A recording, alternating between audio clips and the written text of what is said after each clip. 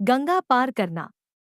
ब्राह्मबेला में राम ने शया का परित्याग कर दिया और लक्ष्मण से कहा, तात भगवती रात्रि व्यतीत हो गई, अब सूर्योदय का समय आ पहुंचा है। कोकिल की कूक सुनाई दे रही है, मोरों की बोली सुनाई दे रही है। यही वह अवसर है जबकि हमें तीव्र गति से बहने वाली समुद्रगामिनी परम पावन गंगा को पार कर लेना चाहिए। सुमित्रा कुमार लक्ष्मण ने श्री रामचंद्र जी के कथन का अभिप्राय समझकर गुह और सुमंत को बुलाकर पार उतरने की व्यवस्था करने के लिए कहा। निषादराज ने अपने मंत्रियों को आदेश दिया कि एक सुंदर द्रुतगामी नौका ले आओ। आज्ञा पाते ही निषादराज के अनुचर तत्काल जाकर उनके लिए एक श्रेष्ठ नौका ले आए। नौका के घाट पर लग जाने पर राम, सीता और लक्ष्मण घाट की ओर चले। उन्हें घाट की ओर जाते देखकर मंत्री सुमंत ने हाथ जोड़कर कहा, हे रघुकुल शिरोमणि, अब मेरे लिए क्या आज्ञा है। रामचंद्र ने उनकी कर्तव्यनिष्ठा की प्रशंसा की और धन्यवाद देते हुए कहा, सुमंत, अब आप शीघ्र अयोध्या के लिए प्रस्थान करें। गंगा पार करने पश्चात हम उसके आगे की यात्रा पैदल ही करेंगे। आप अयोध्या जाकर मेरी, सीता और लक्ष्मण की ओर से पिताजी, माताओं एवं अन्य गुरुजनों की चरण वंदना करें।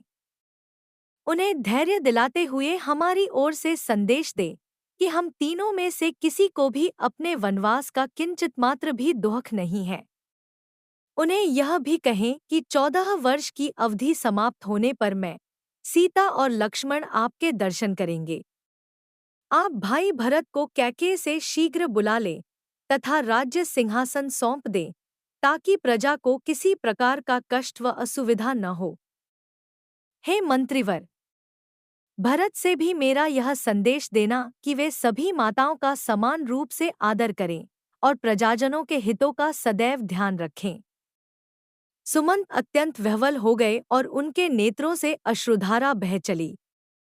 अवरुद्ध कंठ से वे बोले, हे तात, आपके वियोग में संतप्त अयोध्या की प्रजाजनों के सम्मुख मैं कैसे जा सकूंगा। जब वे पूछेंगे कि आप लोगों को छोड़कर कैसे लौट आए तो मैं क्या उत्तर दूंगा। मैं जानता हूं कि आपको न पाकर सहस्त्रों अयोध्यावासी शोक से मूर्छित हो जाएंगे। उनकी दशा सेनापति रहित सेना जैसी हो जाएगी। हे स्वामी, यह तो आप देख ही चुके हैं कि अयोध्या से वन के लिए चलते समय अयोध्यावासियों की क्या दशा हुई थी। इस खाली रथ को देखकर संपूर्ण अयोध्या नगरी का हृदय विदीर्ण हो जाएगा। हे प्रभु, मैं माता कौसल्या को कैसे अपना मुख दिखा सकूंगा। आप लोगों के बिना लौटना मेरे लिए बड़ा कठिन है। इसलिए हे नाथ, आप कृपा करके मुझे भी अपने साथ ले चलें। इस प्रकार से दीन वचन कहकर बारंबार याचना करने वाले सुमंत से सेवकों पर कृपा करने वाले श्री राम ने प्रेमपूर्वक कहा, भाई सुमंत, मेरे प्रति आपकी जो उत्कृष्ट भक्ति है उसे मैं अच्छी तरह से समझता हूँ, किंतु तुम्हारे न लौटने से माता कैकेयी के मन में शंका उत्पन्न हो जाएगी। वे समझेंगी कि हम लोग षड्यंत्र करके राज्य में ही कहीं छुप गए हैं। इसलिए मेरा तुमसे अनुरोध है कि तुम नगर को लौट जाओ। तुम्हारे लौटने से जहां माता कैकेयी की शंका भी समाप्त हो जाएगी और महाराज तथा मुझ पर किसी प्रकार का कलंक भी नहीं लगेगा। कलंक चाहे झूठा ही क्यों न हो, उसकी प्रतिक्रिया बड़ी व्यापक होती है। इस प्रकार अनेकों प्रकार से समझा बुझाकर रामचंद्र ने सुमंत को विदा किया। सुमंत अश्रुपूरित नेत्रों से रथ में बैठकर अयोध्या के लिए चल पड़े। सुमंत के जाने के पश्चात राम गुह से बोले, निषादराज, तुम कृपा करके हमारे लिए बड़ का दूध मंगा दो, क्योंकि अब हम वनवासी और तपस्वी हो गए हैं और हमें जटाएं धारण करके तापस धर्म की मर्यादाओं का पालन करते हुए निर्जन वनों में निवास करना चाहिए।